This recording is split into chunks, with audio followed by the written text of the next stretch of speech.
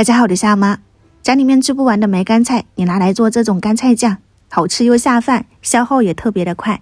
这种菜酱可以多做一点，平常配菜咸菜可以包包子，很香。我用的是农家的梅干菜，这么一大罐，抓了大概有3-4把左右。有的菜梗上会有一点白色盐晶，要多给它冲洗2到3遍，去掉多余的盐分和一些灰尘杂质。我还泡了30分钟，泡软一点，炒出来的口感好吃，把水分拽干就可以拿来用了。泡了挺多的，晚上我是准备做一个梅干菜简单版本的扣肉。五花肉切片，放一点生姜、米酒、生抽、老抽，一点点五香粉，腌个1个小时，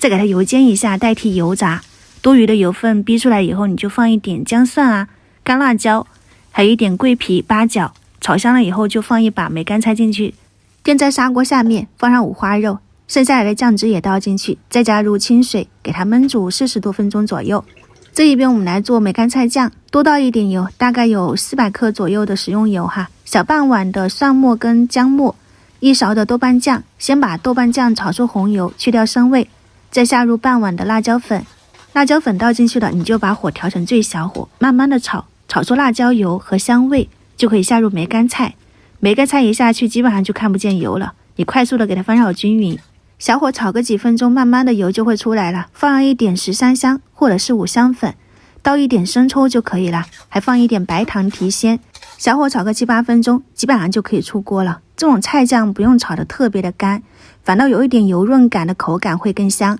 这一小盒可以用它来做一个梅干菜包子，这边的梅菜扣肉也做好了。这个方法很适合在家里面去操作，不怕油炸，又简单软糯好吃。今天就到这里啦，我是夏妈，我们下次再见。